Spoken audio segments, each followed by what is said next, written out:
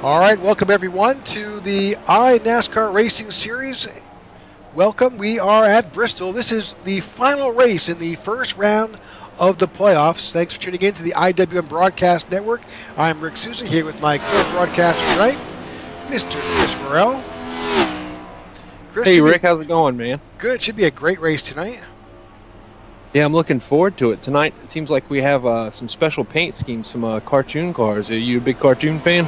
I always have been, so look forward to it. Cool. Yep, we'll definitely get to that. That's their theme for tonight. But let's get the viewers up to speed as to what we're facing tonight, what we have to offer. Let's get the race info up. All right, 82 degrees at the air. Temperature, humidity, all looks decent, but hit the track, it's 97 degrees. So a little warm on the track, 250 laps, stage break at 83. Again, this league has no quick repairs, 5 sets of tires, 60% fuel, and 3 green-white checkers if we need them. We have just moved into qualifying, and so here at Bristol, qualifying goes very quickly. And from there, we'll move on to a 5-minute driver meeting time, and once that occurs, we'll cover a number of things going on here in the iNRS Racing Series.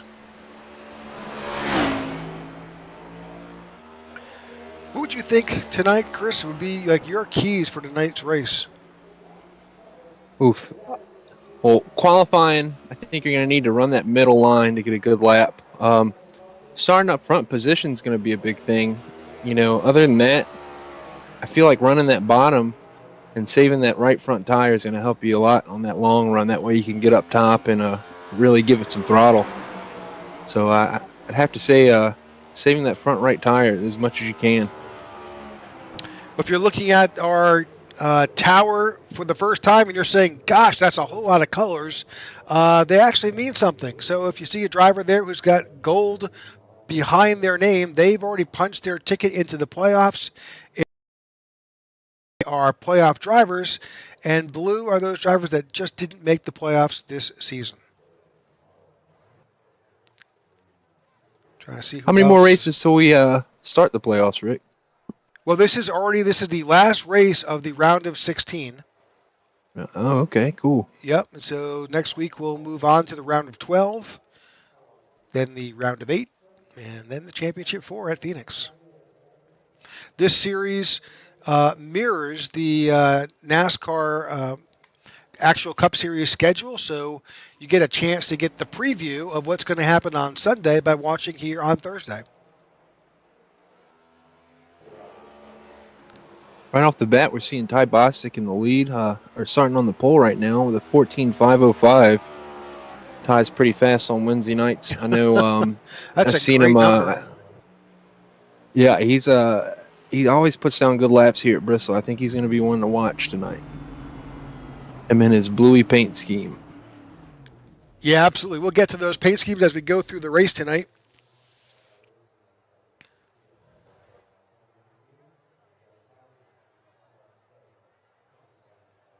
All right, as qualifying is rapidly coming to a close, just a handful of drivers left to get on here. But looking through the entries, we've got 20, 21, 20, 23 entries, and what is an interesting thing to me is that, you know, Jordan Booth does not have his co-driver. That's Brandon Hayes. He is not in the field tonight. So we'll just get one. Well, we'd say one purple car, but we'll just get one driver from the 40 XLI team.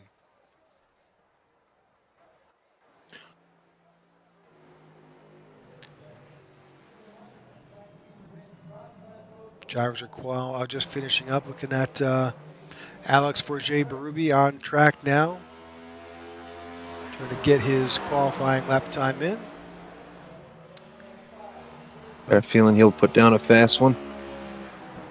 Yeah, he tends to do that, that's for sure. He always tends to qualify towards the end, and really everybody has qualified with the exception of Alex here. So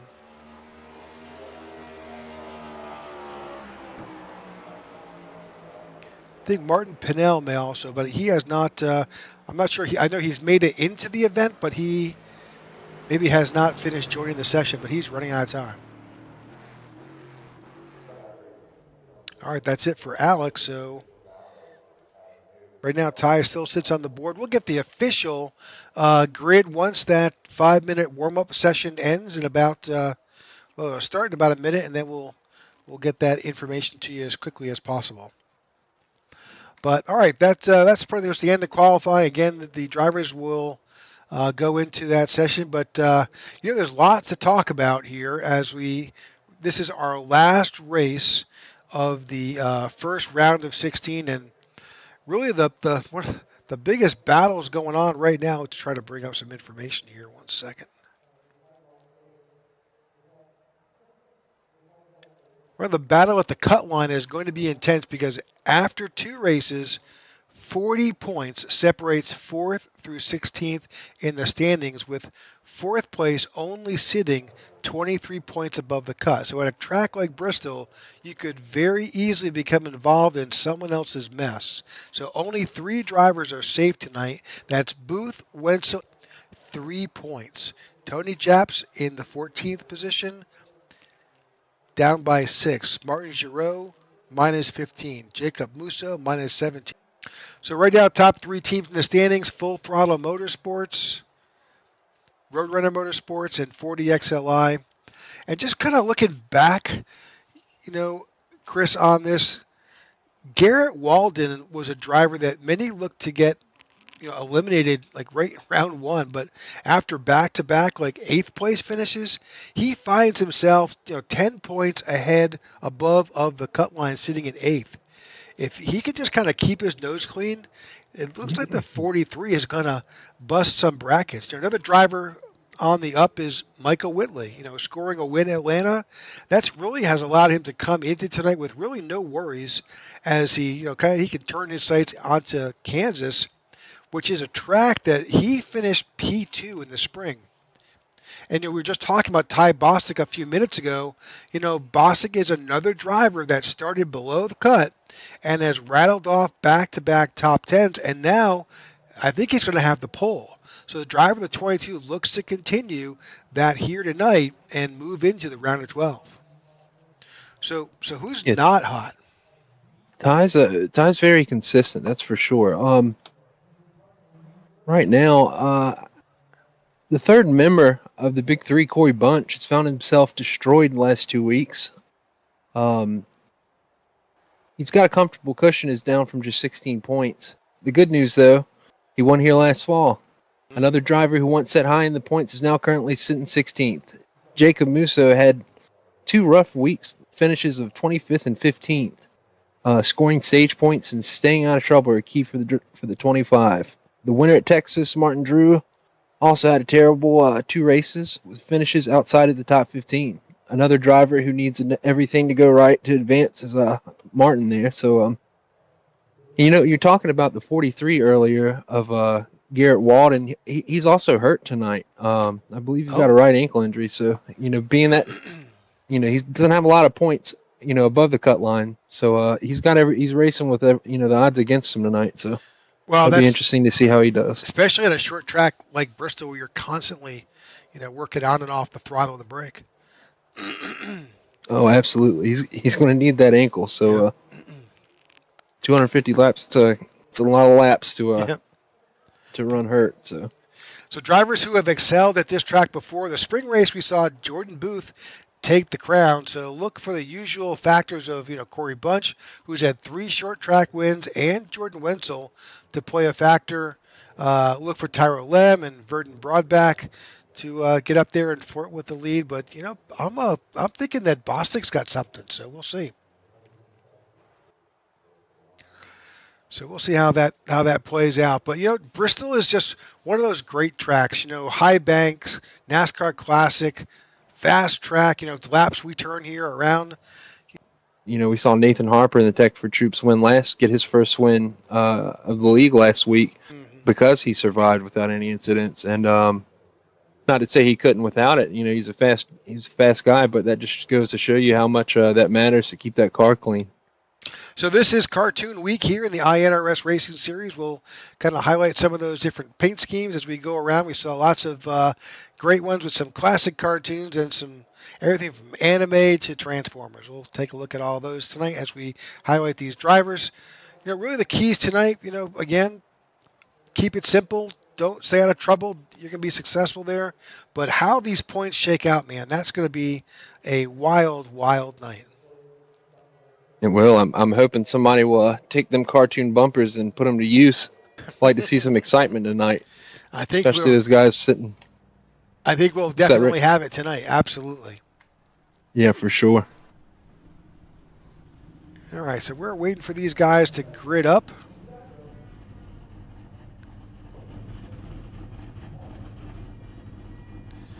All right, I think we got ourselves a grid. Let's see what we got. Take it away. All righty. Starting P1, we got Ty Bosick, Clark Friends. P3, we'll have Eric Jeffers. P4, we'll have Corey Bunch. P5, Simon Madigan. P6, Michael Whitley. P7, Joe Musso. P8, Austin Walton. P9, Jordan Wenzel. P10, Jordan Booth. P11, Alex Murphy. P12, Ron Fitting. All right. In 13th, you've got Richard Mills. 14th, Garrett Walden. Vince Byrne starts back in 15th. Vernon Broadbeck to his outside in 16th. Tyler Lem in 17th with Martin Giroux in 18th. Tony Japs in 19th. Alex Forget-Berube in 20th. Tyler Sexton in 21st. Jacob Musso in 22nd. And Martin Pinnell starts in 23rd.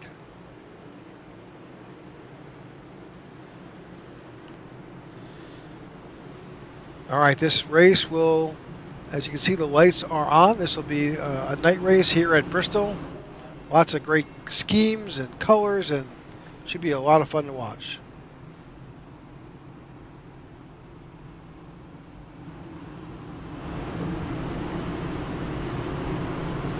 Looks like Ty's electing to take that outside lane on the start here.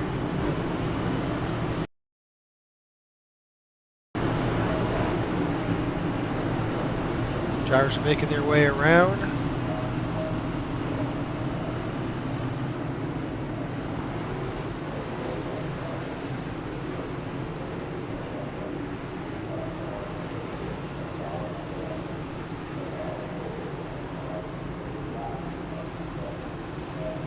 Getting their selves together here as we're about to go green flag racing.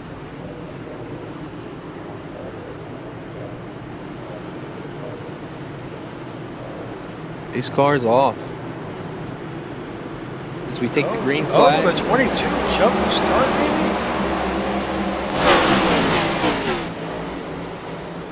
We'll have to check and see if we'll have any black flags on that. Let's go back and look at. What do you think? He definitely got a great start if he didn't jump it, that's for sure. Had a huge run there.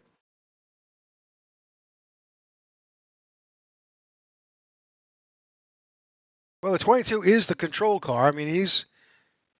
Oh, I'm sorry. I kind of looked at this backwards. Yeah, so the 15 was just holding back. I'm so used to the leader starting on the inside. That's my mistake.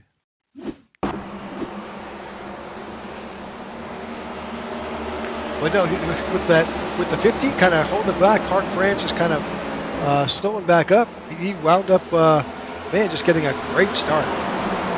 Yeah, I'm sure Ty's fine with that as he's still in the lead here. Seems to be taking it easy and running that bottom right now. I wonder who's going to push the envelope here soon. You got the Roadrunner car right behind him there. Yeah, that's Corey Bunch. Excuse me, that's Ed, and Eddie.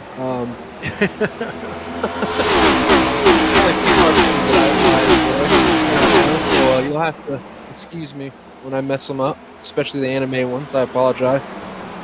He's gotten a challenge to his outside. It looks like Corey's in 77. Yep, he is taking that high line with the 12 right behind. That's the 12 of Eric Jeffers in that number 12 Worth Ford Mustang. And I always figure that the High Line is a little faster here at Bristol. Oh, for sure. You definitely want to use that to make your passes here. The thing is, do you want to do it now? I think Ty's playing it smart by running that bottom and saving the tires. We got 250 laps. Depending on how much fuel the car has got, we could run a good 70 to 80 laps. It takes a lot of you run a lot of laps on the full tank here. So I'm not sure. Do you know if we run a full tank in this series, or do we? We're 60% fuel. 60%. Yeah. So they're gonna at least be running around 80, 90 laps. Yeah, let's just kind of do some quick math here, real quick. So 20 gallons. That's 60%. So that's 12 gallons. Around 6 miles to a gallon. Half-mile track, right? Yes, sir. Well, this says that they could run 140 laps on a full on the fuel. That seems a bit much. Wow. Either way, it's a lot of lap compared to the tire ratio. That's still look at Ty. He's still holding that bottom. He's right now. I think he's playing the long run here. With only 23 cars racing tonight, also, would definitely be prone to having less incidents too. So we might see a lot of green flag runs. Could even go green flag the whole way. Not many cars out here racing tonight, so that's another thing too. So we'll be watching to see who can save the best and keep the same pace throughout the run. All right, we're 15 laps into our event here at Bristol. Corey Budge is currently up there leading this race. He's got the 12 of Eric Jeffers on the outside behind, and the 94 of Michael Whitley Jr., who has now made his way and is sitting in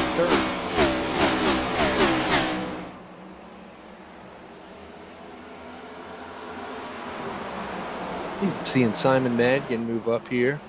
The 46 car does not have a cartoon scheme tonight, but that is not holding him back the least. He's going to keep pushing until he gets to the front, it looks like. He's running that high line. Looks like he's trying to go places right now.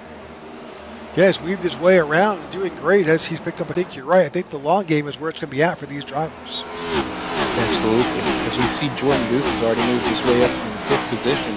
He's run the bottom the whole time. He's running a nice, consistent pace too. Seems like he's driving in there, trying to keep it on the bottom, trying to dime in the middle of the turn. As we see the 46 get a little loose, he's gonna take the outside right now and try to go around Simon. Contact. Oh wow, contact. He touched the wall too.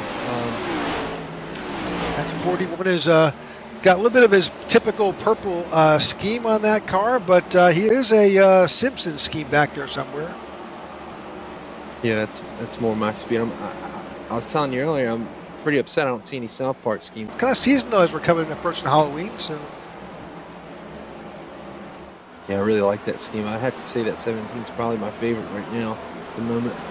So the 15 of Clark Friends just kind of grazed it outside, safer barrier. Easy to do here at Bristol, but it's like glue. You rub against that safer barrier, you're going to get stuck. It'll slow you down. Absolutely. And drag you down. So. Oof. Seeing 15.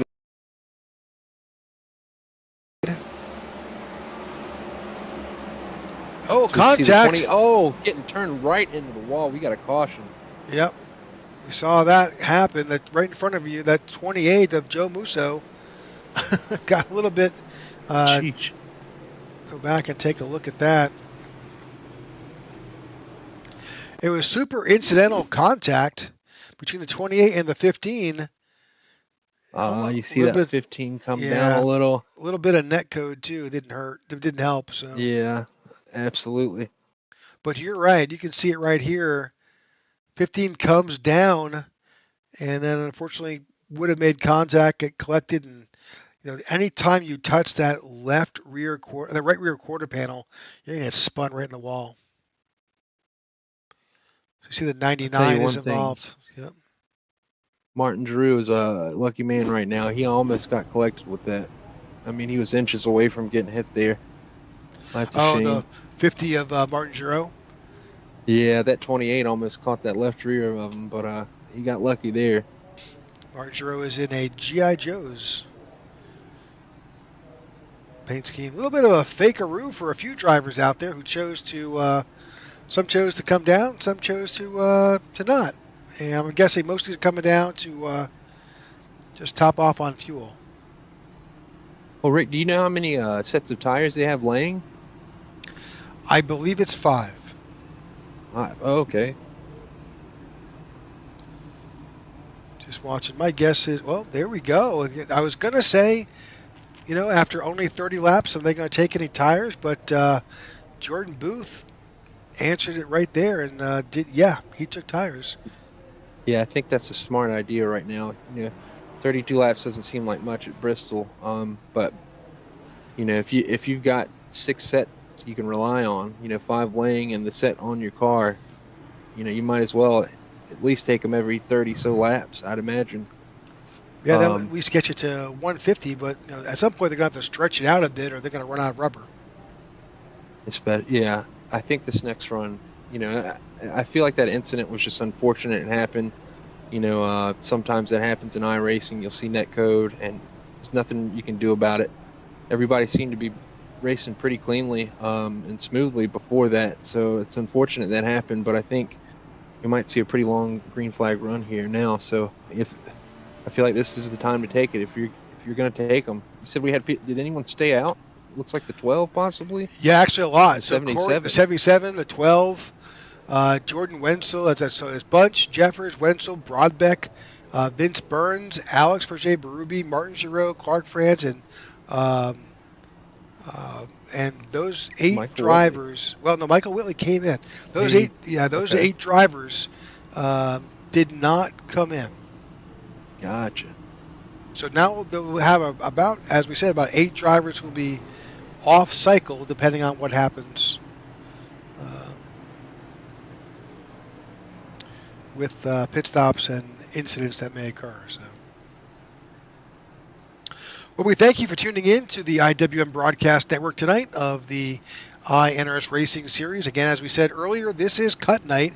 This is Bristol, and from here, this is the last race of the first round of the playoffs. So, a lot of drivers, they're really having to bank on their success tonight because it's super close here in the playoffs. All right, Corey Bunch leads him off, and great jump by the 77 out in front. And that's just indicative, though, of Bristol, right? If you're in the control car, you are going to get a great jump. Yeah. The pace speeds. Ooh, as we got 3 wide in the back, 46 and 94. You can see Michael Whitley and these guys, these fresh tires, they look like they're going to be ready to push up pretty quick.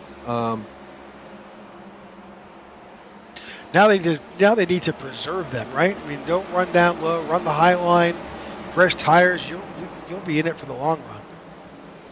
Yeah, you want to, but I feel like you also want to get to be the first guy up front leading in that clean air, and then you worry about it. But at the same time, you don't want to tear your tires up getting there. And as you can see, that's what these guys are doing, trying to race to get the lead here on these fresh tires. You can see just how much of a difference they make. The 94 had to back out big time. He almost ran right up into the back. That was a smart call on him. You could see those guys getting a little greedy there, trying to get them spots. He's in it for the long haul. I think it was a smart choice to do that. I thought it was the 15 of Clark France who was. I could be wrong. Go back and look at it. Jumping back up front, we still have the 77 of Corey Bunch out in front. We've got Eric Jeffers, who is sitting in second. The 41 of Jordan Booth is right there in third. 81 of Jordan Wenzel, not too far behind. And then we see Jordan Booth already looking towards the bottom of the 12 car of Eric Jeffers. These fresh tires, even, those 31 laps that we saw, it's just a huge difference as we see Jordan just that last lap he was 2/10 faster. Yeah, and see now he's got the clean air, fresh track in front of him, nothing to worry about. I'm interested to see what he does now because let's see, the next closest driver is Michael Whitley Jr. in the Full Throttle Motorsports car as he moves up, or as he's fighting for fourth position, excuse me. That's the next closest guy on clean tires. So I'm really curious to see how Jordan's going to run now. You know, you're trying to break away a little bit, run a little, run hard, get some time ahead of you, or are you going to just take it nice and slow and let it build up over time? As we see these guys getting pretty impatient here in the back. Everybody's making moves, it seems like, all over the track. That Nintendo car, who's that? 99 we got? Tyler Lem. Tyler Lem is the 99. That's correct.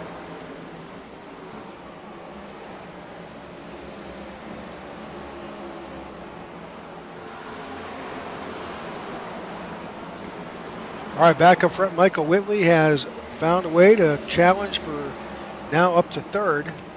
He's battling the 12 of Eric Jeffers. Trying to work his way around the 77 of Bunch.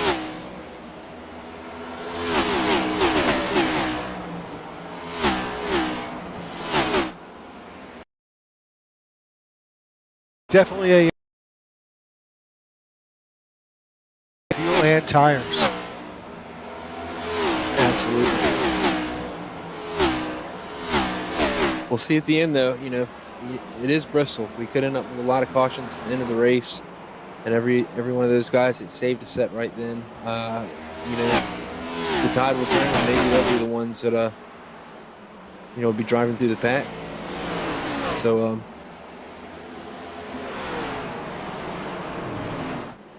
Oh, yellow's out, caution's out. Austin Walton possibly involved.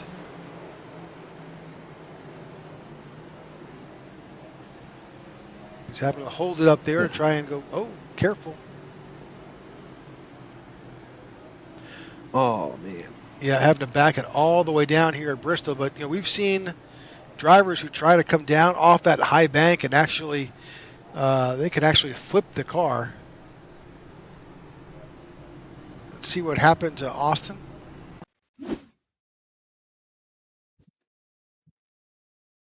Oh, just not clear. Nope. Fortunately, the 19 got clipped a little bit, but save. Yeah, huge 19. save Good by job. Alex Forget. Alex in the wall with the 30.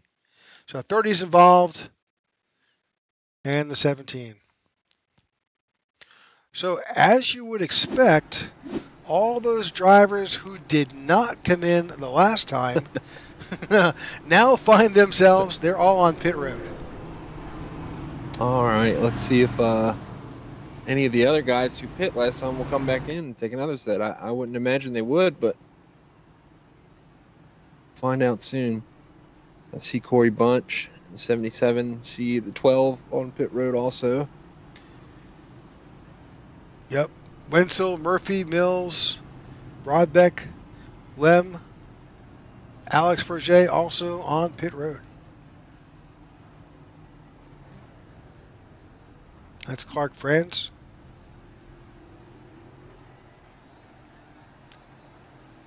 So Clark, let's see. So it looks like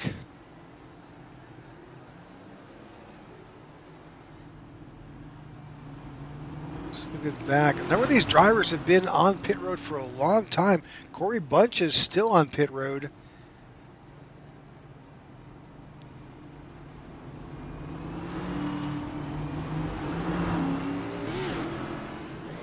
Maybe he had a little bit of damage he had to get fixed, but not sure. But he's finally off.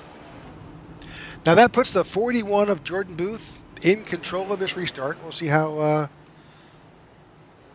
what his plan is. All right, it'll be interesting to watch the. We'll see. It looks like we'll have Eric Jeffers, the first car with fresh tires, followed by Jordan Wenzel, Alex Forget, and Vernon there. They'll be the first 4 cars on fresh tires. And we'll see just how quick they can rush through the field and try to get to the front there. Jordan seemed to be pretty consistent. He seemed to be taking it pretty easy once he got to the front. So hopefully he, saved a little bit of tires for those guys when they get there. I'm sure he did. Jordan seems like he knows what he's doing. Got the Rick, it 94 was of. nice to have. Go ahead. I was gonna say it was nice to have him in the booth last night for the Tech for Troops Cup Series. Yeah, he did a great job for his first time in the booth. Hopefully, we'll see him again. Yeah, he really did. It was fun to watch. If you want to catch that broadcast, go to our YouTube channel at IWM Broadcast Network, and you can listen to the replay of last night's IWM race, Tech for Troops. All right, back underway here. Jordan, looks like he had a little bit of a trick shot on that restart. He just hammered it out, caught the 94 sleeping. He sure did. Took no time for Eric Jeffers to make a couple positions here. He's sitting 6th place right now. Be interested to watch and see how he does. How quick he can get through the field here. He's behind Ty Bostic right now. Ty's making his moves also. You got to be patient though. It's so easy. We're just after a restart, you're too wide and boxed in to make a mistake and get caught. It really is, especially as we see 12 get a little bit loose there. 19 right on him. Yeah, you got Ty trying to make a move on the 46 there. You got the 12 ready to pass him. You got guys with fresh tires right behind the 12, wanting him to make his move. And, everybody's impatience can lead to one big old wreck if they're not careful. But Eric's doing a good job, it seems, of just taking his time, waiting for the spot to open up for him to make the pass. Yep. So There he gets. He's able to go for it now. Yep. Gets around the 22, the 81, and now he's under the 46 of Simon Badgen. Moving up quickly through the field. Eric's last time was 14:45. Pretty much matching the leader's pace. It's like the 43 up there of Garrett Walden. I could have sworn I thought he was brushing up against the safer barrier, but our eyes right now are on the third place car of Eric Jeffers, and he's about to run up onto that Transformers 43 of Garrett Walden.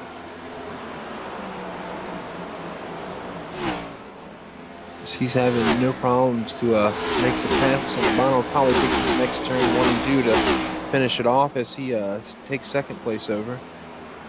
And now he's got Jordan Booth in front of him. He's going to go take off after him. It's clean sailing for the 12 car. And the 12, I say that as he runs the top here. He seems to be taking his time, getting there. So we'll see if he continues to run these fast laps to catch Jordan. If he'll just take his time and get to the bottom, try to save tires. I'm interested to see what his plan is here. Well, you can see the gap is just whittling away, now down around half a second. It started, we took over the position at nearly a full second. Now it's, tenths are just gone away. And there he is, right on the bumper. Well, I'll tell you what I like right now is it's that car in 4th place at number 10 of Vernon Broadbeck. I see he's been running the bottom since this restart here.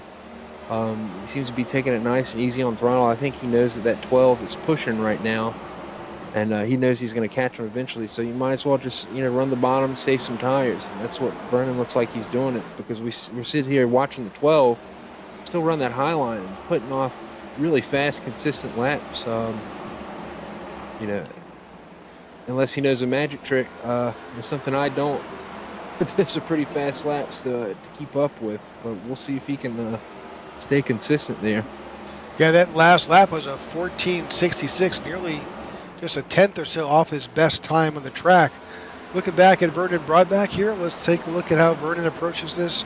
Pretty much low to middle line through Turns 3 and 4, and about the same from 1 and I mean, that's qualifying speeds, Rick, you know? 2. Absolutely. So we see Vernon's going for the pass now in 3rd place. Take 3rd place away from Jordan Booth.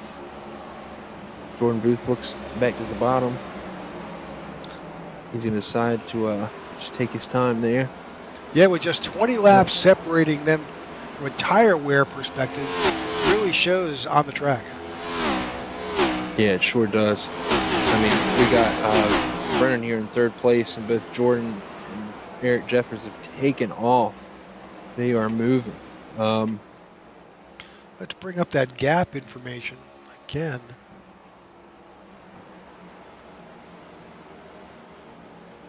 Yeah, it looks like they're about a little over 2.5 seconds. Vernon, you know, to 3rd place in Vernon. But I'm watching it go up and down. You know, like I said, I've been seeing Vernon run that bottom there. I feel like he, you know, after a while, Vernon's going to catch those guys. I'd put my money on it. But for now, it's the Jordan and Eric show as we watch and see if these guys plan on slowing down or they're just going to run till the wheels fall off. You saw them make their way around the 99. He was at the tail end of the lead pack, but they put the 99 lap down as they now set their sights on getting around the 42 of Tony Jeffs. 12 bounces off that wall there. He did it again. Again on the stretch. Again, he's tagged the wall. Oh, we got a caution. Caution is out. Somewhere on track we have an accident. Ooh. I'm guessing that might be Vince Burns. It seems like he's got a fender hanging off the front right. It's just maybe. Oh, he's got a tire messed up too. It looks like his night is going to be done with. Yeah, he can't. He's gonna have a hard time pointing that car in the right direction. That right front is gone. It's not even spinning. Ooh, I see the 5 with some damage too. I feel like them two might have gotten together somewhere. All right, let's go back and take a look. See what Looks brought like out this. Oh, he hit the wall. Let's back that up a bit. Yeah. A lot of contact right there with a 50. I think that's where it starts. Oh man, were we gonna see some emotions come out here in this wreck? We could. So you see them side by side, door handle to door handle as they drift up the track. 55 comes down a little bit. The 50 is right there, but no contact quite there. But here's where the 55 comes down right across the nose of the 50, and unfortunately, 50. Yeah, that's contact right there. 50. I feel like you're gonna see that right front hit here soon. Oh, maybe he keeps it off for now. I know that right front was messed up, so there's more to come for sure. Yeah, we're watching. He tried to save it, but right there, hitting that barrier at 45 degrees like that is just gonna crush it. And you can see that tire poking out. He can no longer turn the car now, which gets in that 5 and sends him straight into the wall going into turn 3. Yeah, big damage on that 5. Has got exactly. Yeah, he's got to have. Yeah, he's still moving now. Hopefully it's a cosmetic, but I wouldn't be surprised if something worse is messed up. That 5 tonight is going to be done for. He's going to have a lot of damage to fix. Excuse me, that 55 there. Yeah, I'm surprised he's continuing to be able to drive it after all that damage. He finally gets it down onto pit road. And you can see the extent of that damage right there on the 55. He's going to be in there for a while getting repairs made. But what I do know is that, we had a bunch of drivers go in early on lap 31, then another round went in on lap 53, and then those drivers that went in on lap 53 just ran down the guys who had pitted last on lap 31. Now everybody came back in. Exactly. There was no way they were going to get caught out there like last time. No, they sure weren't. All right, 85, 86 laps in the books here at Bristol for the Bass Pro Shops 250 and our third race of our round one of the playoffs here in the iNRS Racing Series. Just been a great race so far. Just 3 cautions so far tonight. And next time by, we'll take that green flag. So we got the top 15 all on fresh tires, all got clean cars. It's almost like we're starting over, Rick. Yeah, who do we think is going to do well here? I think they're right there at the front. Yeah. Jordan Wenzel's got a green flag. Eric Jeffers gets a nice jump here. Jordan Booth also does. He's right on the tail of that 12 right now.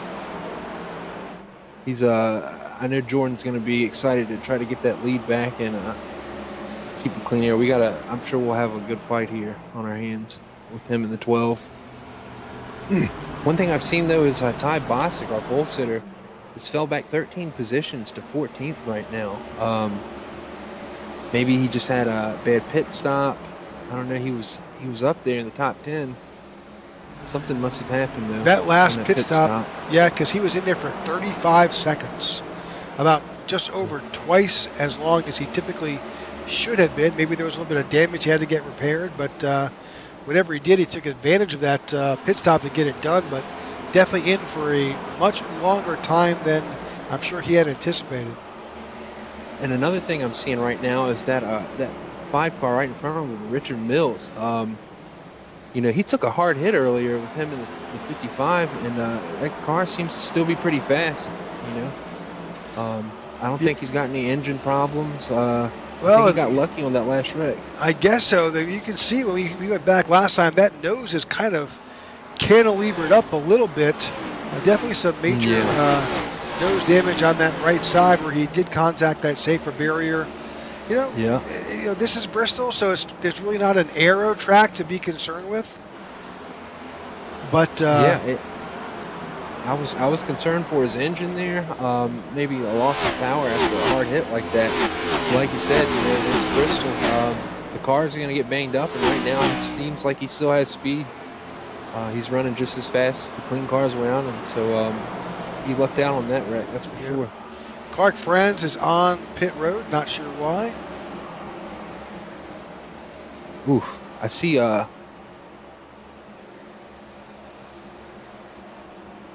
Jordan has decided to take it easy here. I think Jordan is making the right play right now. We see the 12 of Eric Jeffers just take off. He's over a second and a half lead right now to Jordan in second place. I think Jordan's going to take his time and run that bomb, save them tires, and you know, try to be there for the long run.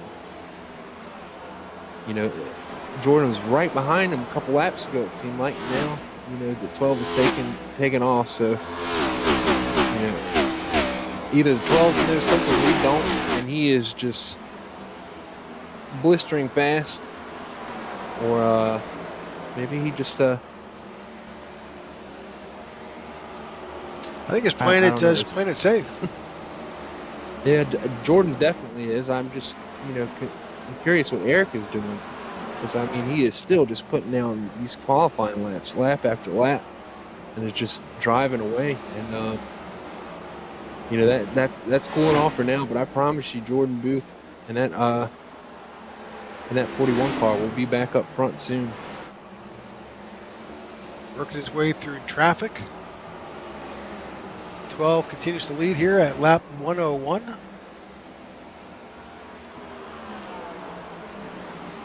But you're right, those last laps. Now I think that Jordan's kind of matching. If I look at the last lap times, Eric Jeffers was a 14:76. Jordan Booth 14:71. They're not far off from each other. As you can see that that telemetry we have up there, it's jumping from 1.9 back down to, you know, high 1.7s. So I think it's starting to even out, which, I mean, that's going to happen, especially when, you know, you're the 12 and you're putting down laps like that after lap after lap. It's blazing fast. You know, the tires, this is Bristol. It's a concrete track. you know, it's going to tear up those tires really easily. And I think we're about to see this turn on him here. Jordan's already gaining time on him. It's starting to look up for Jordan. You know, no matter what 10 laps that was. Yeah. And it's already turning around on Eric here. Well, if anything, we know Eric's definitely got the pace and the speed to be there. I think he's going to have to slow it down, though, there at the end if he's going to want to run away with the win here.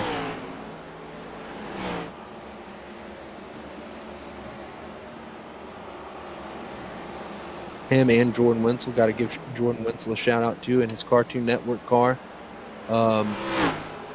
He's taking it easy right behind Jordan, running the same line, getting down there at the bottom, just nice even pace. I say that as see him get a little loose there, a little wiggle, but I think those two guys are going to be heading towards the front. All right, keeping our eye on the leader here. Eric Jeffers looking back to Jordan Booth, showing up in second, just a second and a half back. Got the 81 of Jordan Wenzel sitting in third. Vernon Broadback sits in fourth, and there's the first battle that's high. You get the 46 of Simon Matchin and Corey Bunch there. I think that 46 did brush the wall a bit. He certainly is running super high.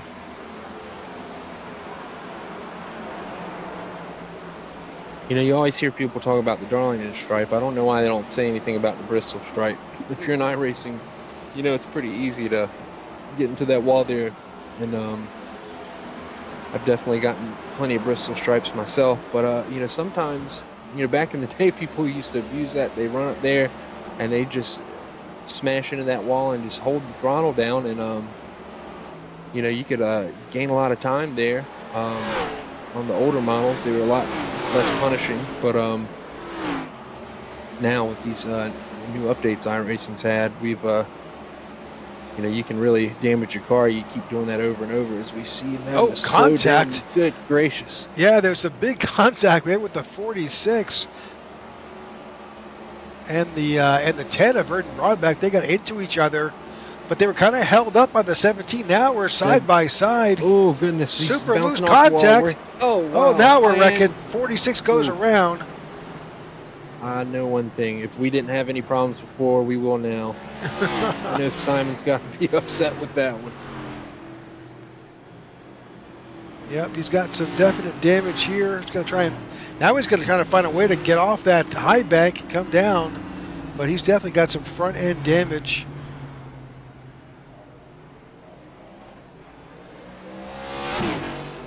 Almost looked like his car was crab walking down.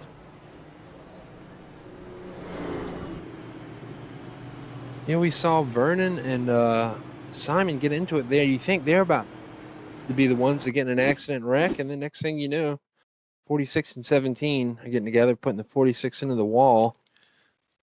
So I think this kind of set itself up for a little bit of an earlier issue. You saw the 17 was staying up high. The 10 was just not giving a whole lot of room to the 46. It's pretty tight there. And the 77 came down just a smidge. You see him crossing that seam a bit and heads back up. Yeah. But you know what it was? Right there. Yeah, to me, it seems like the Vernon went in a little too hot there on the entry. And it took the 46 and it made him go up because I think, you know, the 46 thought the 10 of Vernon was going to get into him. So that scared the 17 and that got him close to the wall. And they all just scared each other into a big old accident there. So here, here on lap 117, Chris, they're all back on pit road. I'll tell you what, I'm hearing the radio right now, and Vern is not happy. They're arguing about the accident here. Well, I think he's got there's a lot to be discussed amongst these drivers. Yep,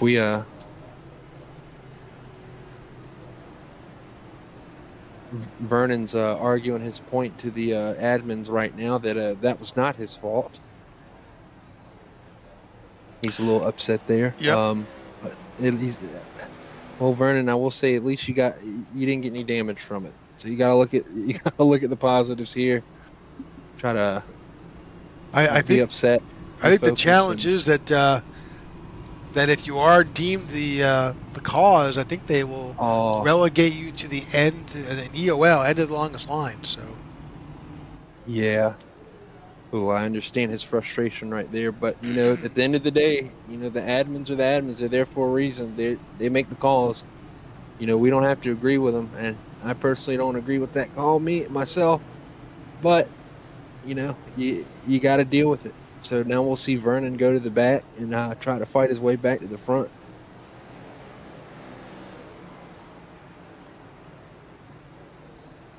all right, let's get back up to the front. The lights are about to go off on our pace car, and we'll get That's this another race thing. back underway. We got an angry driver now. We're about to see him come tearing through the field. I think that'll give him a little inspiration to come and try to get that win. We'll go back and keep our eye on the number 10 of Vernon Broadbeck.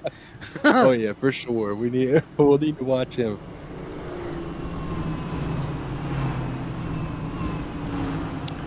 All right, I think Jordan Booth is. No, I think Eric Jeffers is our control car. We'll see how this restart goes down.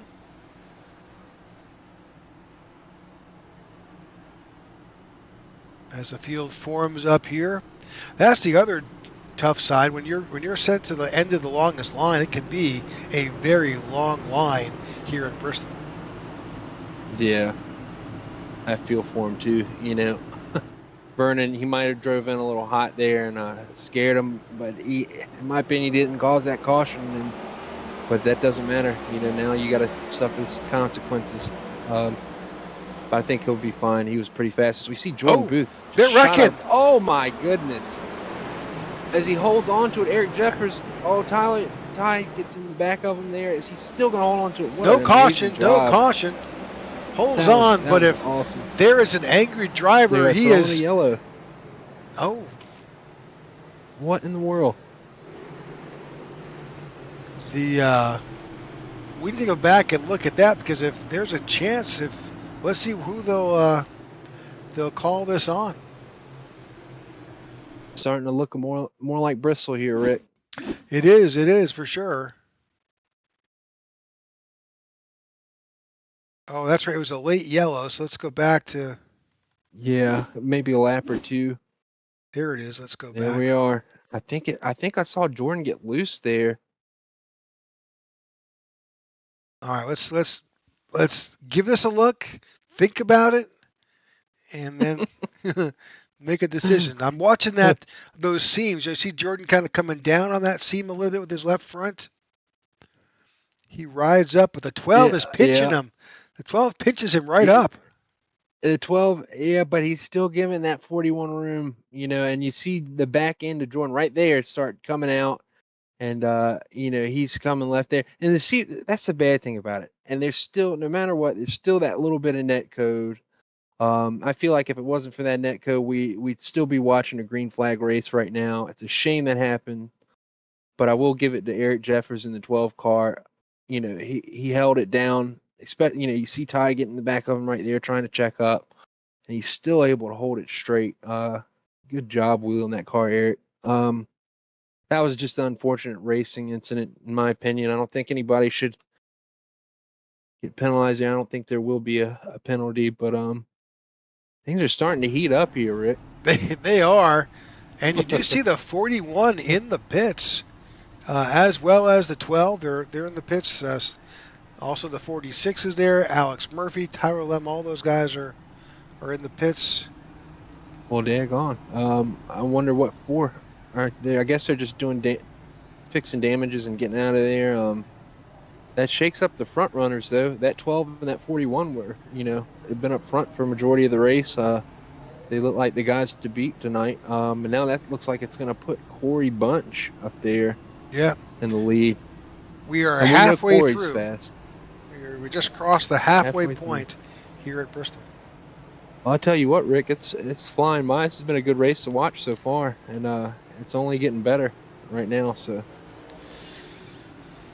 All right, we'll get you an update as we figure out just who is doing what to whom and where these drivers start. That does put, since Jordan did go into the pits, puts him back. I'm not sure if he was assessed a penalty or not, but that does put him back at the end of the longest line. So. Yeah, I'm seeing from the admins now, Jordan in the 41 was penalized for that. He's going to the back here. But I think if there's any driver out here in the iNRS league that can come from the back to the front, it's Jordan. I mean, he's such a well-rounded driver. He can win at any of the tracks on the schedule. You always see him up front, so I don't think he's sweating it too much right now. No, the race is just halfway over. Plenty of racing left here at Bristol in this Bass Pro Shops 250. Well, we know Jordan Wenzel is fast. He's been taking it easy on that bottom. I know I keep talking about Ryan on that bottom taking it easy, but I feel like that's going to be the case to win tonight. As we see the starter, see Corey Bunch starting on the outside in the lead here. Oh. Ooh, already Wenzel getting touched by Ty there. We're racing at Bristol. Yes, we are.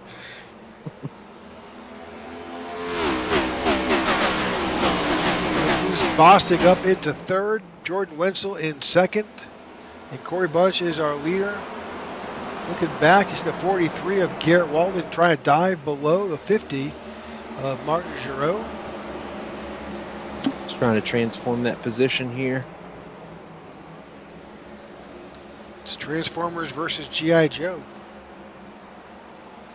Who do you got in the fight? Transformers and G.I. Joes. Who you going for? Pretty sure the Transformers will do a heck of a job. Yeah. While we're sitting here jabbering about cartoons, Corey Bunch just put down the fastest lap of the night, a 14.39. Wow.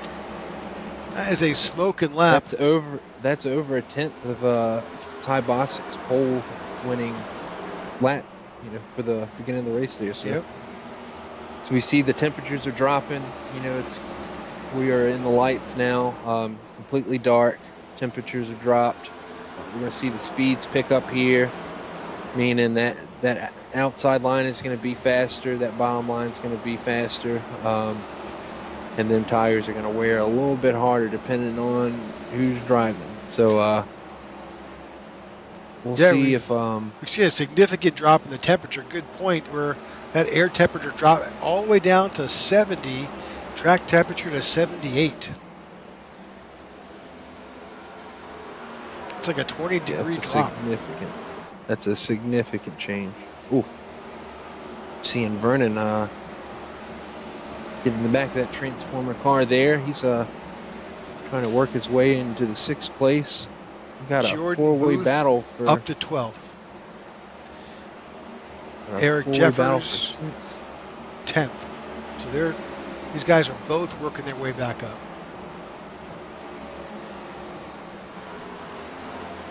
Back up, as you said, to 6th. These guys are 2 and 3 wide here. Let's go.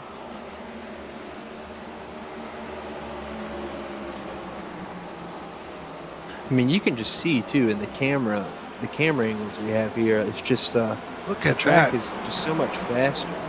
Look how fast these cars are going compared to the beginning of this race. Patients are running out. These guys are getting angry, some of them at each other, others at admins, others at the track. We're starting to see the throttle get put down a lot more. So this should be an interesting finish we'll have here. Those guys that were fast before have now, don't forget, you can't lose sight of the fact that that Eric Jeffers, when he went in the pits at lap 124, he got fresh tires. Same thing with Jordan Booth. Those guys took that opportunity. Yeah, you're right. As we got Tyler Lamb right now is the first guy on fresh tires in 6th position. Let's see.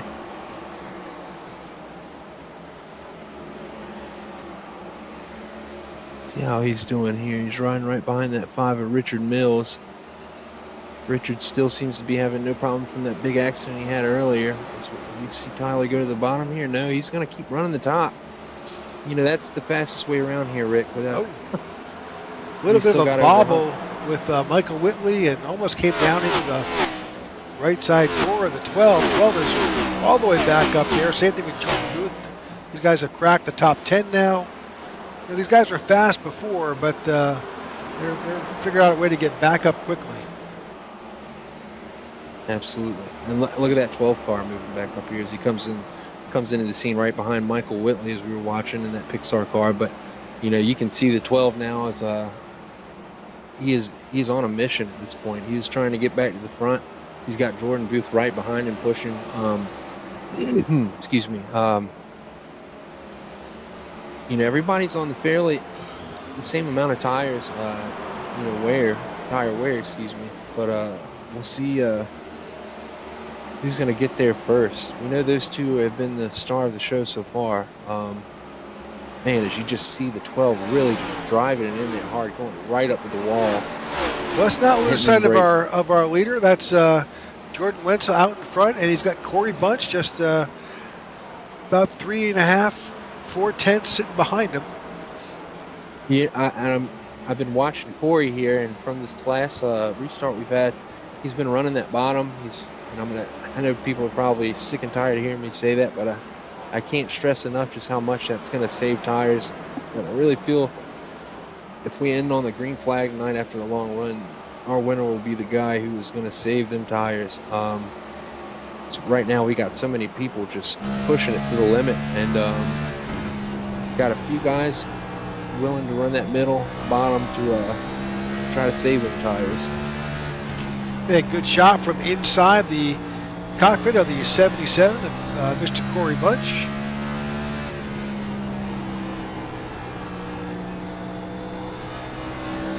Got to hear him feathering that throttle. Let's take off his name tag. You can see that orange stripe on the steering wheel. That kind of gives you an idea just where his wheel position is. And as he's coming out of these corners, you can see if he has to correct a little bit, which he does. Means he's kind of running pretty hard.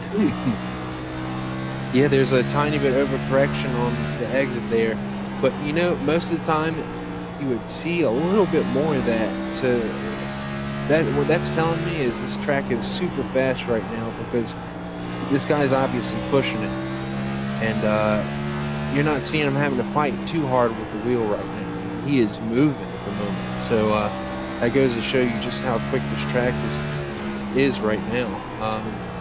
And as a spectator, these laps go by so fast. Oh, absolutely. A little bit of a struggle as he tries to get around that 30.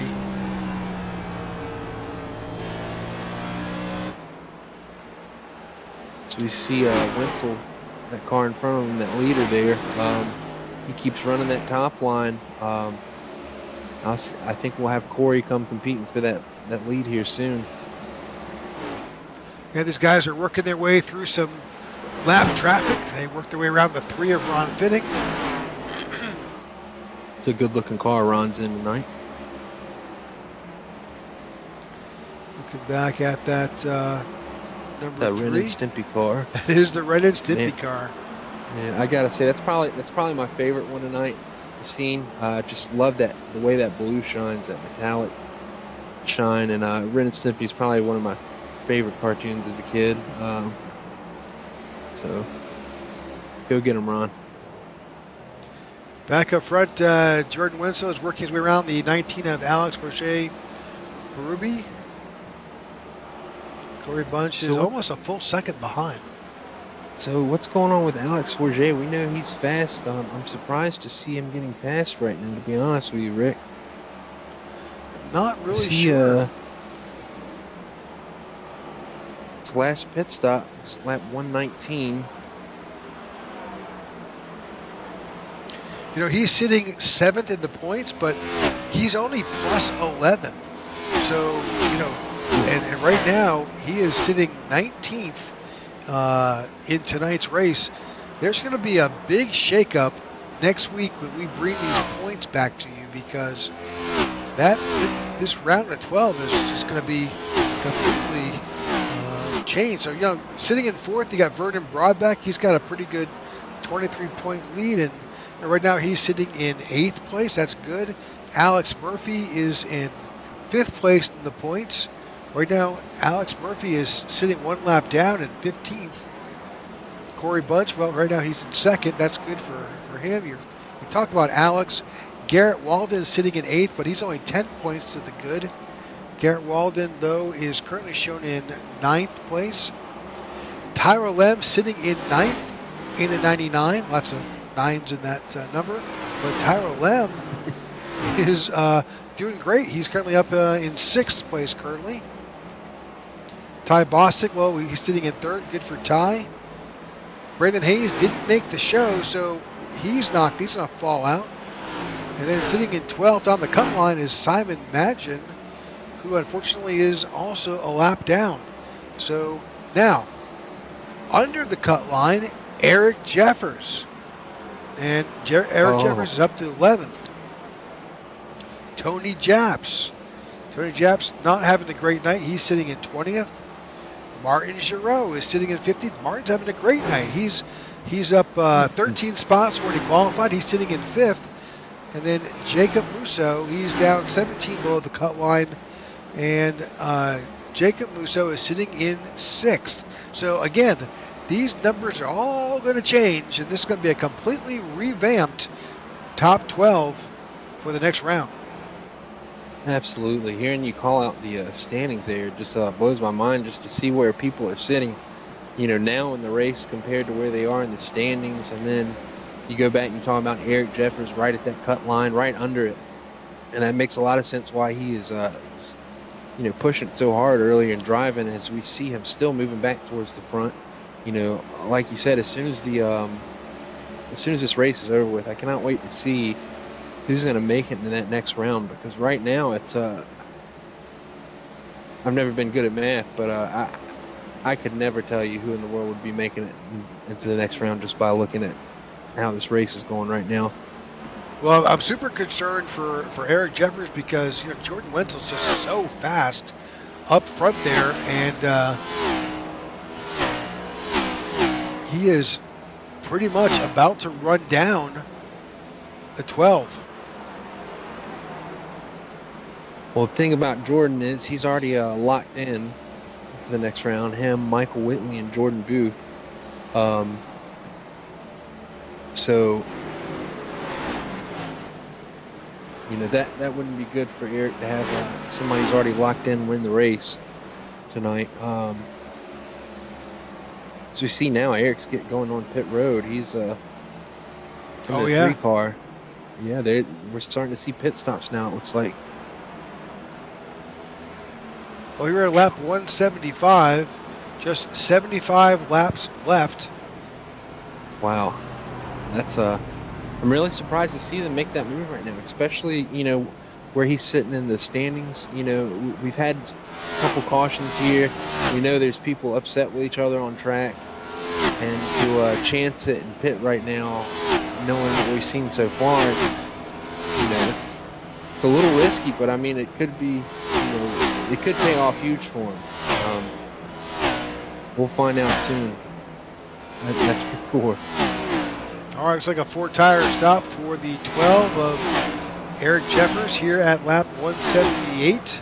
Unfortunately, this is definitely going to put him a lap down. Now, I'll tell you what, we see that yellow come out. That'll probably be the end of his playoff run. So right now, I know that Eric is in that 12 is hoping he can just run the race out, green flag, and hoping the rest of these guys will pit late. But well, what we do know is the 81 can't stay out there forever. He pitted last on lap 116, so he is on 64 lap old tires, and his last lap around was a 15:68. So really, he's out there. Those tires are pretty slick. Oh, absolutely. Well, the one thing I will say about Jordan, he's done an excellent job at maintaining his speed. You know, I really thought he would have fallen off and Corey would have taken the lead by now, but as we see, he's, you know, coming to 3.5 seconds, getting close to, you know, putting Corey back a good 3.5 seconds now as he continues to move forward. You know, Corey's still taking advantage of that bottom, saving tires. I think it's time for Corey to start using that high line and make up that time there. Well, Corey's in the same situation. He pitted last the same time that Jordan Wenzel did at lap 116. So, you know, he's coming up to pretty much 70 lap old tires as well. See, and to me, that's all the more reason to get up there, run that high line, and make the most out of the little bit of tires you got left. You know, Jordan Booth on pit road, Tyler Sexton, Clark France on pit road.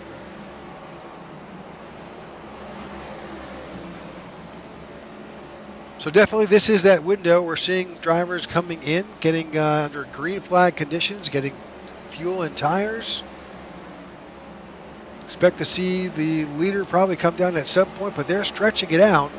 You know, the longer they can stretch it out and maintain their lead here and still get around means that when they go back in and get new rubber, that will allow them to stay out even longer and maybe just make it to the end on what they've got. So here there is 50, 60, about 70 laps or so left in the contest, and he has got 72 laps on the tires. So, you know, one more time in and he's good to go. So how long do you stay out?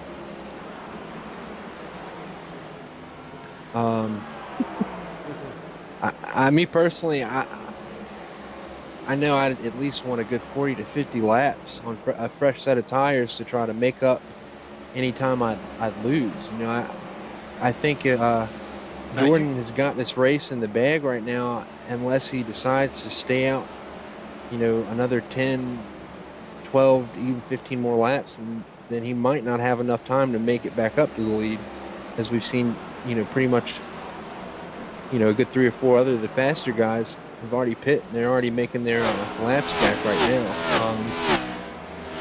So yeah, just saw Jordan Booth make it past him, getting a lap back. Other drivers are making in. Vernon Broadback coming in. Tony Japs.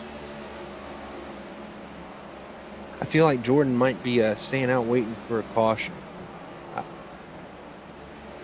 I think he's super loose. Let's go on board while we can here to see how.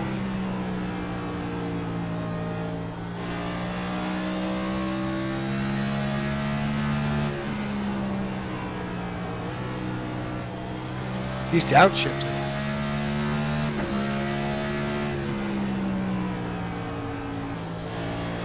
He's using that downshift to slow himself down because he's so loose. Yeah. Oh wow, he has.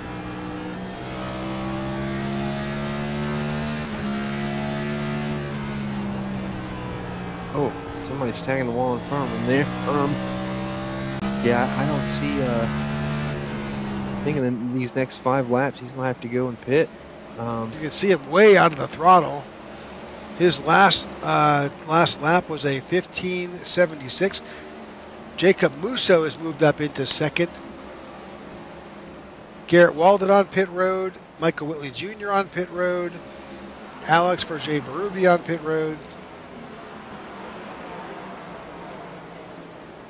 Yeah, I think Jordan needs to come in and pit as soon as he can.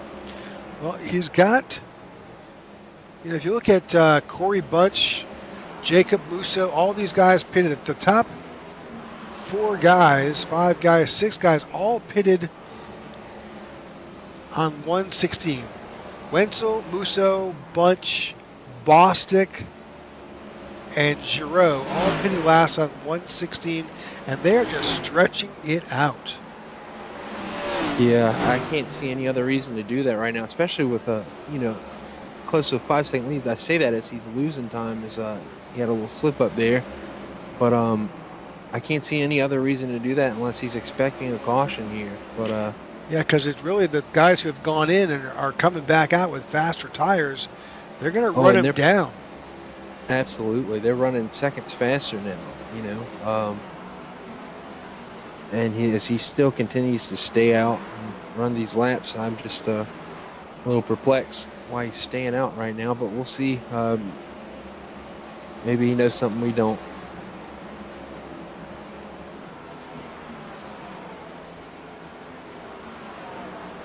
All right, lap 202 in the books. 48 laps to go here at Bristol in this Bass Pro Shops 250.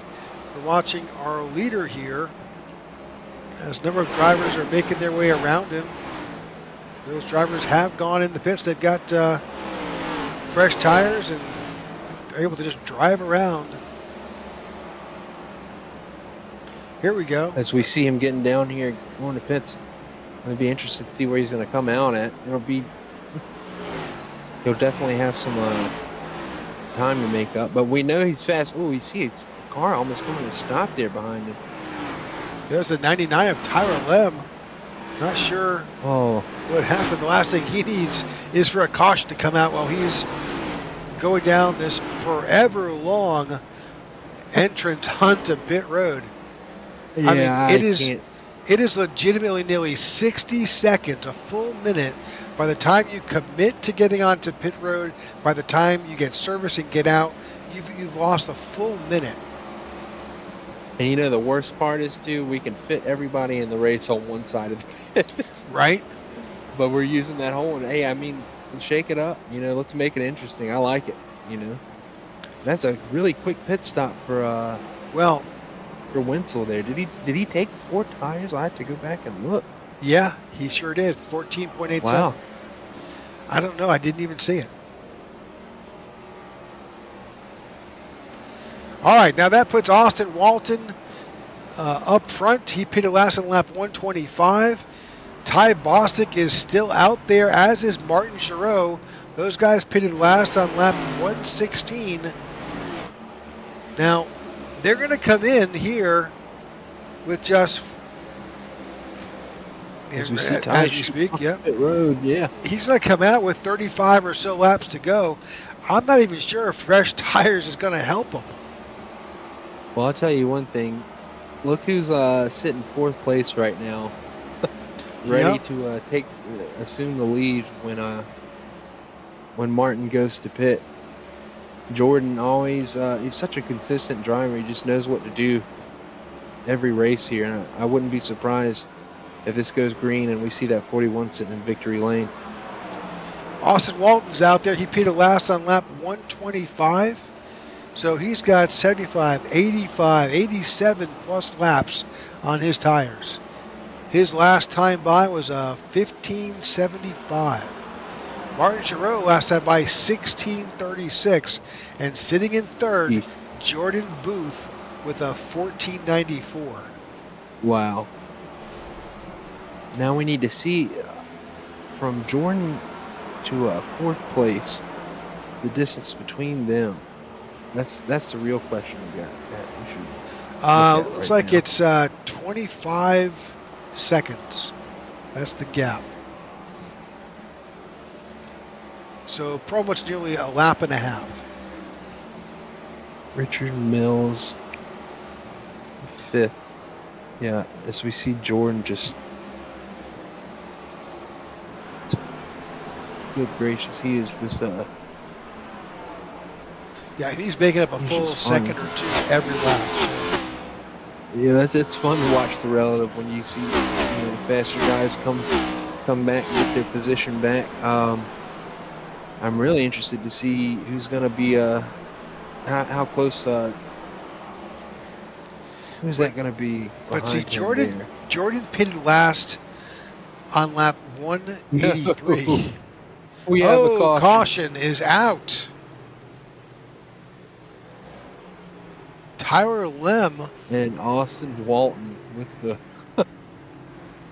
hopefully if he's got enough fuel to make it to pit road, Austin Walton we've made a good choice here tonight, because that's going to put a lot of people a lap down. Wow. Let's go see what happened here with Tyler Lem in the 99. Oh, contact with what in the world? What happened there? Five must have not. I don't know if he was trying to get off the track or what. It's not clear. Richard Mills there just not caring that anybody was behind him, and man, Richard just lit him up.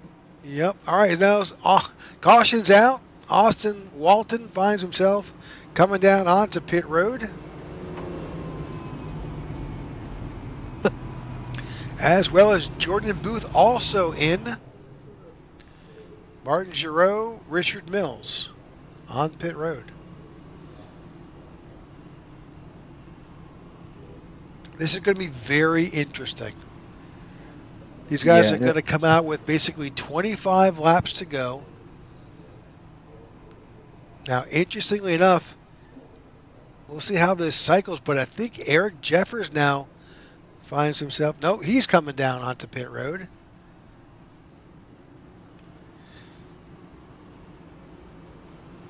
So a number of drivers, because of the way it worked out, they were a lap or so down. They had to wait to come down onto pit road. This may take an extra lap for iRacing to sort out this order. We'll see how it plays out.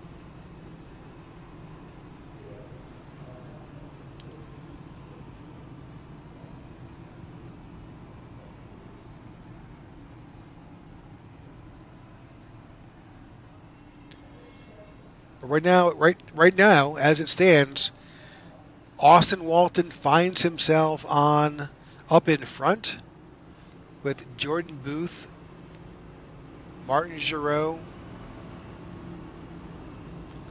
Eric Jeffers is in the pits, and Jordan Wenzel. And then, well, we'll wait for the restart, but right now it looks like I've only got 5 cars on the lead lap.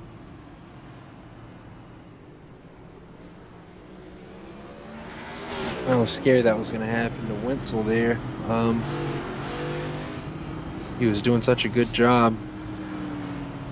Yeah, Jordan finds himself to the good side, but we'll see how it all plays out. Again, not really sure, so we'll let the timing gods figure it out. So.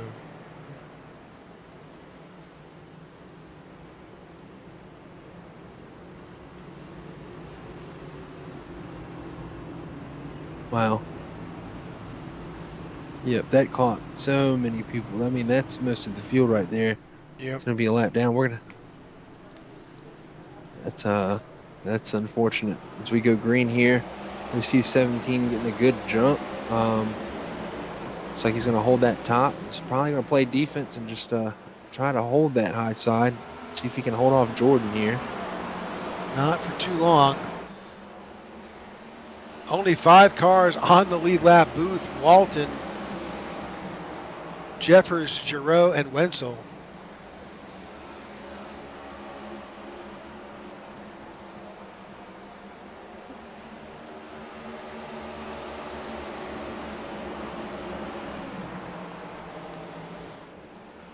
Coming up to 25 laps to go here at Bristol.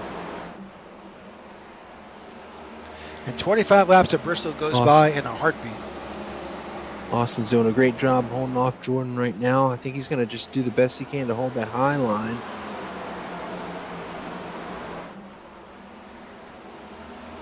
You know, funny, the 17 of Austin Walton is not a playoff driver.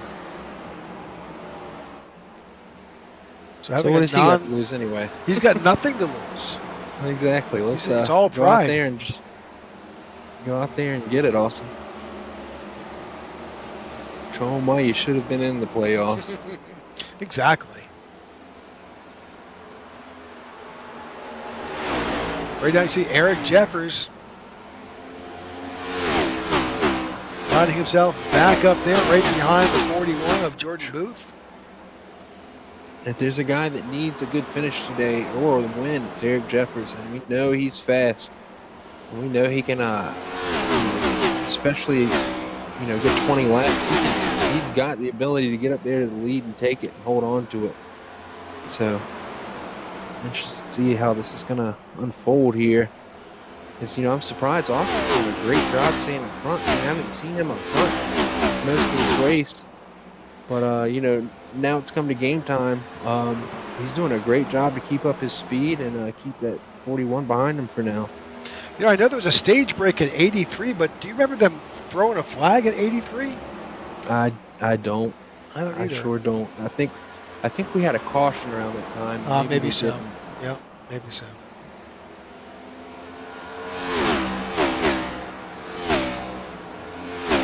Jumps to the bottoms and trying to get his nose under that clean air and see if he can get a run here. It's going to be so hard now with the track. You know, the temperatures drop so much. There's so much more rubber on the track. That high line is going to be hard to pass. Yep, just looking back, there was a caution that came out on lap 80, so that must have been the running order at that point. So. Okay. So is that a competition caution? Yes, that's iNRS does? Yep, okay. Competition caution for their stage break. Gotcha. All right, 17 laps to go. They're door handle to door handle here between the 41 of Jordan Booth and the 17 of Austin Walton. Jordan's already punched his ticket into the next round, but 17 is racing for pride. Absolutely, and he's doing an excellent job at it too. You know, with as much rubber laid down and the track temps right now, Austin can hold that outside for another 15 laps. You know, if he can just stay consistent and do a good job and not have any get in the wall as I jinx him as I go to say that. If he can keep it clean, he can hold that 41 off for a while. The track's just so fast right now that it's going to be hard to pass on that bottom, but maybe we'll see some old Earnhardt tactics or something. Maybe see that 41 use that bumper with that Phineas Ferb paint scheme. 41 almost tagged that wall, and you know, with him running that high line though for the longest time, that's going to definitely chew into his ability to be competitive. Yeah, it will. That's what I'm worried about. But if we say that and only 12 laps left, you know, so we don't have many laps left to do that. You know, I think it can be done for sure. My question is, with Eric just getting into third place, is he going to come up there and use that bumper? And if he does, is he going to use it on both of them? You know, you use the bumper on one guy, the next guy's going to see that coming. You know, just 10 laps here to go. But you're right. I don't. Mirror driving. Look at the lead that Austin Walton is stretching out now over Jordan Booth. I think Jordan may have, you know, really used up a lot of his stuff trying to run him down, and he couldn't get around him. I wouldn't count him out just yet, but it does seem like he seems to be slowing down a lot here. I think he might have pushed really hard and just overheated those tires. We know it's still got grip on the tires, but that thing might just be too hot at the moment. Let's see if he lets Eric Jeffers by and let him go for it. But right now, Austin Walton is doing an excellent job, just being so consistent and running such a good pace. You see that car is not wobbling. It's you know, just perfectly holding the top near that wall, just diamonding right off the bottom, getting a great straight run on the straights. 6 laps to go here. He's doing an excellent job. I think only thing that's going to stop him now is a caution. Yep. Back here between these two, these guys are battling a little bit, but not much.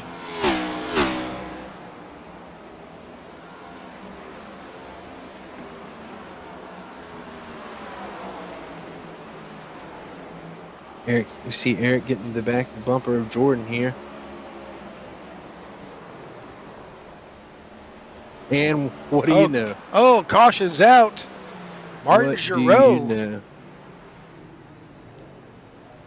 Something happened to the 50. Oh, goodness. Well, I still think that benefits the 17 on the restart with just this being a green-white checker. But let's go back and see what happened to the 50. Wow. Down low. He just comes up, unfortunately. You know, I hate to say it. You know, he was coming up and he probably would have made contact, but man, you just every incident you see there's net code. It's such a pain to see that. So if you're not familiar with the we're- term that we're using here, netcode, it's basically that gap that that exists between the cars that. Oh, look at that! That is so- Who's on pit road so right the now? 17 Who of we looking Austin Walton. at? Austin. Austin. Jordan Wenzel, Martin Giroux on pit road. Oh no, Austin! Why? Oh, you were doing so good, buddy. I hope he I hope he's almost out of fuel, and that's why he did it. That's Well, he it. came in at lap 218. There was no reason for him to come down for Sheesh, fuel. Austin. Man, it just gave the race away right there. That's a shame. I don't understand why he would pit right there. He was doing such an excellent job. I mean, he was just leaving Jordan there at the end. I mean, we should go back and see the fake out that Jordan put on Austin there to make him think the field was going to pit. Jordan should, not only is he good at driving, he should become an actor. Because the way he just moved that car scared Austin there. Well, he was behind thinking him. he was going to pit. Let's Yeah, back. but you know, that leader is going to act like he's going to go there, Austin. I feel like, you know, when Jordan followed him to the bottom. Here it is in real time. You see, I think that 41's going to fall him to the bottom because he's probably like, wow, what in the world is he doing? So he's going to fall into the bottom. And he commits. I just don't get it. Oh, gosh. I just don't get it. Wow. I don't know why he'd have done that, Austin. I think clearly had that one in the bag, but yeah. All right, so that does put Austin Walton back into third, though. That is, you know, that's another thing, Rick. I didn't think about that. There's only 6 cars on the lead lap. So right.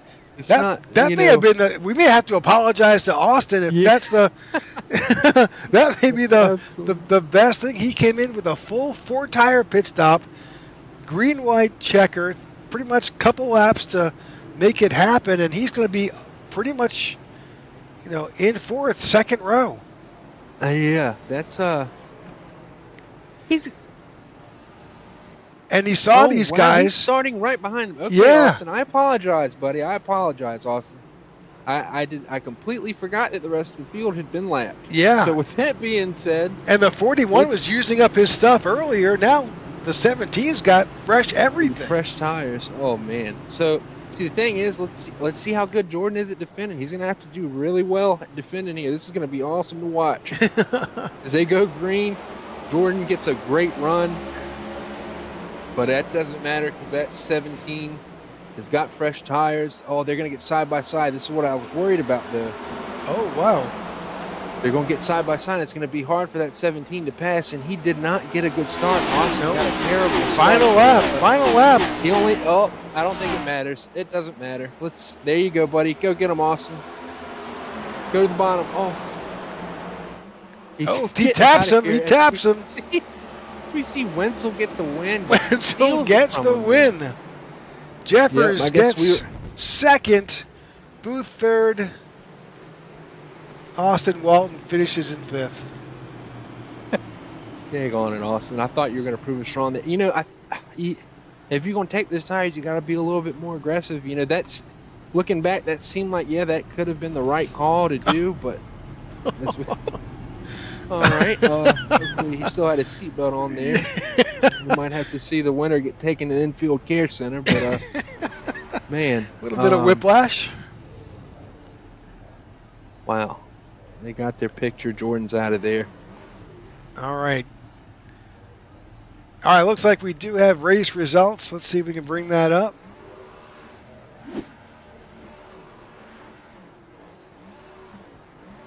All right, your winner of the Bass Pro Shops 250 here in the iNRS Racing Series, Jordan Wenzel with the win and the steal at the end.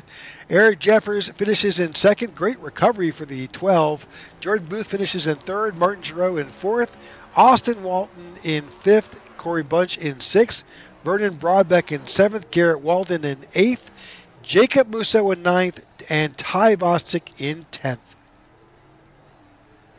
And finishing out the rest of the race here, we had Alex Murphy of Rumble Racing finishing 11th, Richard Mills 12th, Ron Fitting in 13th, 14th, Simon Madigan 15th, Alex Forgebe Ruby 16th. We got Michael Whitley Jr. 17th. We got Tyler Sexton 18th, Tyler Lamb 19th, Vince Burns, and 20th Tony Japp. Excuse me. Yep.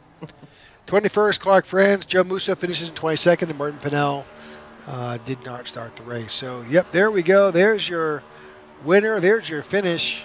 Great racing here at Bristol in this series. Let's see. Oh, yeah, they're all here. They're all in. Let's find Mr. Jordan Booth here and bring him into the broadcast booth. Jordan, congratulations on that P3. Man, we didn't know what was going to happen there at the end. Yeah, I mean, it seems always in this league that we can't get, any sort of strategy or anything going with green flag pit stops, which sucks. It worked out great for Austin Walton. Didn't work out quite great at the end there, but I had no sets of tires left, so I was in the boat of staying out, and then it was just ping pong balls from there. Well, we thought you definitely put the best fake of the race on Austin. We thought he was pretty sure. I think you were following him down there, and then you didn't. So.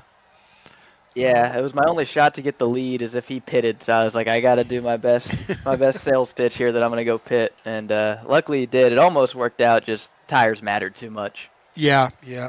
Well, and we had hoped that he would have had something to come back on, but with just a green-white checker at the end there, so hard to get around you guys. Yeah, my plan was to try and drag him through. That's why I picked the bottom there at the end, because I liked my chances of defending against him better than Wenzel. And clearly that didn't work because he didn't get a great restart and Wenzel did. And then tried my best, just couldn't quite do anything on those tires. Well, definitely a great finish, though. Obviously, you're just winning. You're racing for the fun of it. You've already punched your ticket into the next round, but definitely a great finish tonight. Yeah, can't complain about third for sure. Oh, you'll take it. All right, any shout-outs tonight, Jordan? Yeah, give one, parents and anybody else watching in Vinton County. You guys, obviously. Chris, I give you a lot more credit jumping up here in the booth after I did it last night. It's not that easy. It's pretty hard. So it is. It really is, out. Man. Hey, great job last night. I really enjoyed listening back at the race. It's fun to hear, somebody as good as yourself watch us race and kind of explain what was going on from your perspective. Somebody who races every week, and we appreciate you over there at IWM to come in and watch the race with us. Yeah, for sure. It was a blast. And then I'll give a shout out to Matt Parasini. He hopped in as race control for us tonight since Josh is at the race in Bristol. So big shout out to Matt. He got some flack thrown his way tonight for some of his calls, and that's a no-win job for him. So we just appreciate him doing that. Yep. Definitely a hard job. There's no. You never hear about the great calls that the admin makes. It's always about what you think is a bad call. So. Exactly. All right, there you have it. There's Jordan Booth finishing in third with 40 XLI. And at that time, let's go ahead and bring in Eric Jeffers in the booth. Eric, wow, congratulations on that second place finish. But, man, you have had an up and down race. Yeah, first off, it feels good to talk to you guys because it's been a really long time. Yeah, it has. Hasn't been a great season. But, yeah, I mean, I felt pretty good about tonight. I feel like I usually have good speed at Bristol. It's just a matter of surviving. And I sort of did that. I had the one crash, but kind of kept the car in one piece. I was able to get back up there. But, yeah, no, it feels good to have a good finish. Yeah, we saw that incident between you and Jordan, and then we're like, man, can he get it back together? And we figured you'd be driving like a man on a mission to get back up, which you did. Great job there. We're working your way back up through traffic, but then at the end, it was anybody's game. Yeah, the funny thing is, Booth and I had an almost identical incident at the truck race on Tuesday. It was like the same thing. He was on my right rear coming out of two when we wrecked. So I don't know. Booth is, you could make a case he's probably the best driver in the league. He races hard but clean, but those things are going to happen from time to time. So it is what it is. Yep. But yeah, the run after that, I think I torched the right front off of it, so I had no choice but the short pit and just hope it worked out, and it kind of worked out. So. Well, congratulations on your P2 finish. Looking at the points, you definitely needed that for sure. But that will definitely knock you into, I think, put you right up there in the round of 12. Yeah, this hasn't been a great round. I knew it couldn't be. It's kind of 3 wild card tracks. Started Atlanta, and every time we go to Daytona, Atlanta, Talladega, I end up wrecked. It doesn't matter what I do, I end up wrecked. It's expected. Then went to Watkins Glen, finished 11th, which is about what I expected, and then needed a good run tonight, and fortunately got one, so on to the next round. There you go. All right, there's your second place finisher, Eric Jeffers. Eric, any shout-outs tonight? Yeah, just shout out to Scott and Josh for the league. I know they're not here tonight; they're in Bristol, but maybe they're watching. Actually, they're probably watching the truck race right now. But my FTM teammates, Corey and Michael, were all on to the next round, so hopefully we can keep it going. Sounds great. All right, well, there's Eric Jeffers finishing here in second place. Let's go ahead and bring in your winner of tonight's race. Let's go ahead and bring in Mr. Jordan Wenzel. Jordan, congratulations. Well, thank you. I'm so glad to go back to back. It's fun. Well, I mean, we were this race was just full of highlights, and certainly you guys going back and forth and working your way back up to the field. And tell us a little bit about. Let's go back a little bit farther in the race, just as we began to work our way through some of those late incidents, and then we had that long fuel run. What were your thoughts? I thought that the long fuel run was fun because I was saving tires from the start of it, and then I got around Corey, and I think I pulled it up to about 3-second gap. But then I was like, when Booth passed me and he was only a lap down, I'm like, I'm going to be very screwed if the caution comes out, and or I'm going to be bad if this caution doesn't come out. So I decided I'd bring it down, and then the caution came out almost immediately after, which was kind of annoying. But then I'm just over there praying for a yellow behind all the lap cars, trying to make my way through. And then when the yellow finally came out for the green-white checkered, I realized that I'd be starting in fourth, and all I had to do was get a really good restart. And I knew that having those fresh tires, the tires mattered so much. I'm glad that the first stage that I stayed out and got that extra set, and just was able to just blow by Eric. And then Booth tried to throw a block going into the final corner, and I was right on his bumper and just managed to somehow, by the grace of iRacing netcode, I managed to get out to his outside and live. Yeah, you had 30. In fact, we were marked earlier in the race, especially around that first round of pit stops. Just 30 laps seems to be like the sweet spot with these tires, that you were just able to drive by so fast, almost half a second. Just in that short little bit of those 2 laps, just so much faster. Yeah, it was actually, it's kind of like the real life race here in the spring where the tires fell off around that same margin, and you fell off a cliff. Yep. And it kind of felt that way here. I think the lowest percentage I was at during that long run was like 40 something on my right front tire. But my right front got used up a lot. Well, I think you almost had to. There were some folks that needed to better their position, and there's only one way to do that here at Bristol. Yeah, I'm very glad that I got these playoff points. It's going to make getting through the round of 12 and the round of 8 a little bit easier with an extra 5 points. Hopefully I can go into the Roval and get a win there. I know I'm strong there.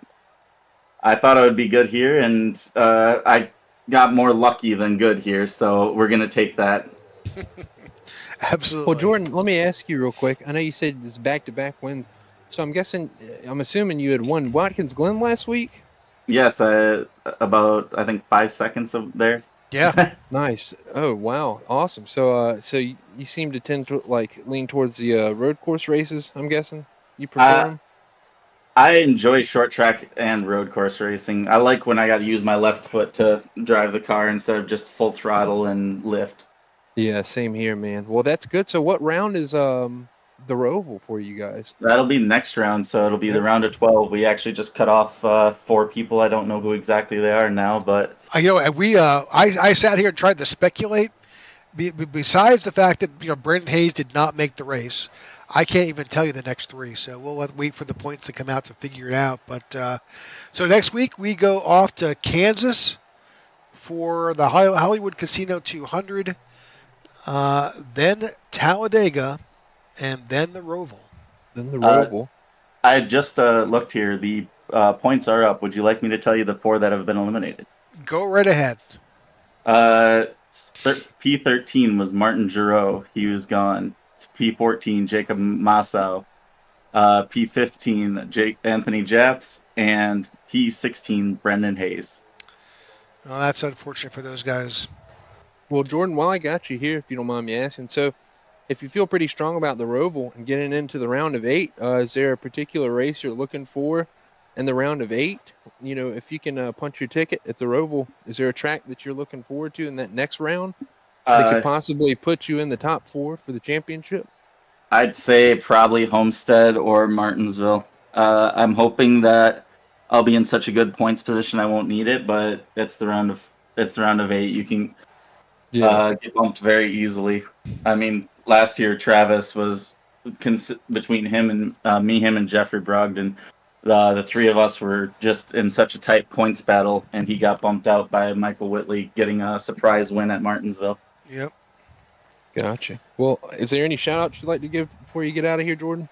I gotta shout out my friends. They've been doing a lot of good for me. The Full Throttle Motorsports guys, the Apex guys, a little bit of the 40XLI guys, as much as I give them crap. My friend Cameron, my friend David, Iris, V, Jose, just a bunch of my good friends that have just been helping me with other stuff, and it's just been great. This has been a good week for me. Good deal. All right, well, there's your winner, Jordan Wenzel, here at the Bass Pro Shops 250 here in Bristol. Thank you for tuning in tonight. We appreciate all of you who have watched this live, and then again, who will watch this on replay. We appreciate your support of the IWM Broadcast Network. We're able to keep bringing you series like this here on Thursday nights. So, Chris, any parting words tonight? Yeah, thanks for letting me come and watch the race with you here, Rick. That was a fun one to watch. A lot of twists and turns. Like you said, there's a lot of highlights that helped this race go by really quick, surprisingly. Yep. We had so many mix-up for the leaders there. We didn't know who in the world was going to win. And then when we thought we did, we still didn't. So, yeah, it was a lot of fun sitting in here with you, Rick. I appreciate you letting me come, and appreciate you showing me the ropes. Having a lot of fun doing this, so thank you. Thank iNRS for letting me drop by and commentate on the race. It's been pretty fun. You got it. All right, folks, thanks for tuning in to the IWM Broadcast Network, and we'll see you next week here on Thursday when we bring you the round of 12, and our first race will be at Kansas. So from Chris and myself, have a great night. Thank you.